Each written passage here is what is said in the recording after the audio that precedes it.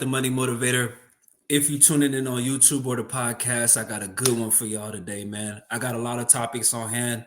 I'm talking about Microsoft actually just passed Apple as the most dominant company in the stock market. Their market cap is now higher than Apple. So Apple, for the first time in years, is the number two company in the stock market. Apple is also dropping the Vision Pro. I'm gonna talk about that a little bit. I'm gonna talk about renting versus buying, talking about like renting an apartment versus buying a house or condo, right? The tax credit is changing, and I'm gonna talk about that a little bit. And as y'all know, Biden just helped a lot of people with their student loans, but it was only if you had student loans for like 10 years plus or whatever. So if you a new grad or whatever, you ain't getting no help on that. But at least like, you know what I'm saying, you know that the government here and there they throw out little stuff like that. So in the future, something might come around for you, whatever. But let me first get into the Microsoft and Apple, right? So if you knew anything about the stock market, you knew this was coming. Apple was falling off. Apple, you know what I'm saying, couldn't no company touch Apple for a long time, but Apple has been slipping. Their biggest, it's been years since they came out with something, hit or whatever. And I think that was like the Apple Watch. Now they're coming out with the Apple Vision Pro on the Metaverse play. In my opinion, the Metaverse play is a very bad play at this moment. I get it. It was a new thing. Facebook changed their name to Meta and it seemed like a game changer. But AI is the move. Microsoft is making way more advancements towards AI than Apple is. Plus, if you know how to read financial statements, Microsoft has a greater Microsoft has a greater gross profit margin than Apple does. So if you knew how to read these statements, you knew a long time ago that Microsoft was going to pass Apple in market cap. You know what I'm saying? Plus, I mean, you could just look at it like it was iPhone, Apple Watch, and then they started Apple TV, and they fell off hard. They fell off hard, but Microsoft is still progressing heavily. Now, with the Apple Vision Pro, do I think that will boost Apple back up past Microsoft? I don't think so. I don't think so. I think Apple is a strong number two, and in the future, they might be a good number five. But they've fallen off so hard to the point where I think in the future, Amazon will pass Apple. I think in the future, Nvidia can pass Apple, and Google has the potential to pass Apple. So they like a strong four. You know what I'm saying? But in the regards of buying and holding, I'm not selling any of my Apple shares. I'm holding on to them. If they take a big dip, I could buy some more, but I'm just looking for another company to throw more money into and to be the new Apple, which at this moment, it looks like Microsoft is the new Apple. So the Apple Vision Pro is going to be released February 2nd, and it's starting at $3,500. Am I gonna buy the Apple Vision Pro? Hell no. I ain't buying it because that's way too much. That's way too much. Apple been slipping. Now, my daughter, we got her the Meta Quest or whatever, the Facebook goggles or whatever. We got her those. That's been sitting under her bed. She used it maybe twice. You know what I'm saying? This pricey item she's not interested in. Now, don't get me wrong, she loves her iPad. The iPad is can't nothing touch that, which is an Apple product. But Apple chasing that metaverse play, I think was a really bad move. Them waiting all these years to go big on something that ain't gonna hit, Apple slipping real hard. Plus, if you subscribe to Apple TV, you know most of the shows or videos or whatever, that's all it's all trash.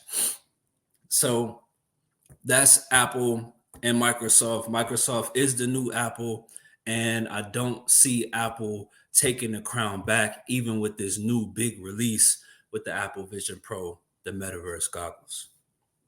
Right. So next, I'm gonna talk about the student loan forgiveness. I already talked about that. I already talked about the student loan.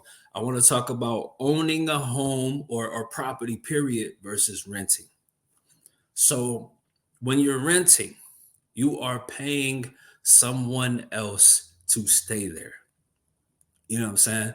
Now, don't get me wrong. At this point in time, having a mortgage is probably more than what rent is, right? So if you're looking at short term, it's an obvious pick.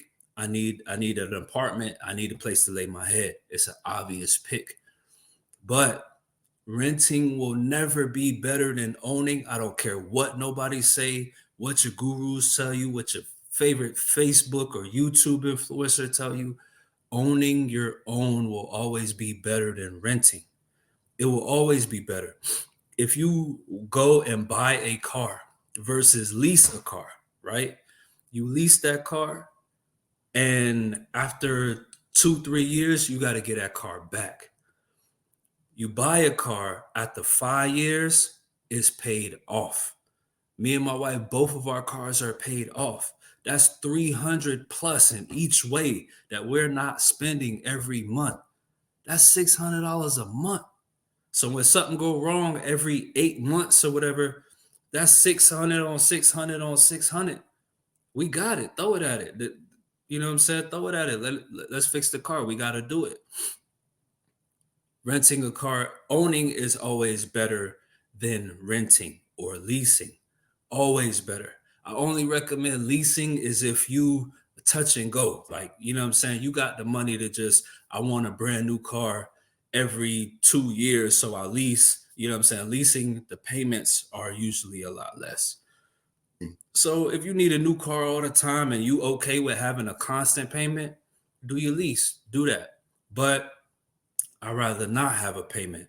I'd rather put my money towards, you know what I'm saying, making improvements on a crib or going on vacation or putting money in my daughter's retirement fund. You know what I'm saying?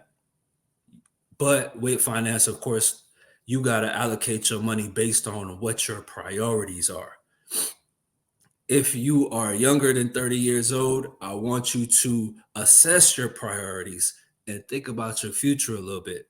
Because I know before 30, my priorities was a little different. But anyway, let's get into this child tax credit, what I'm a little excited about since we got a 12-year-old upstairs, you know what I'm saying? So with the child care tax credit, now the credit previously was $2,000, but it's capped at $1,600. How does that make sense? Don't ask me. I don't make the rules, but the credit was 2,000 and it was capped at 1,600. This year is 2,000 capped at 1,800. So if you have a child, you can expect at least $200 more when you file your taxes. But that's not it.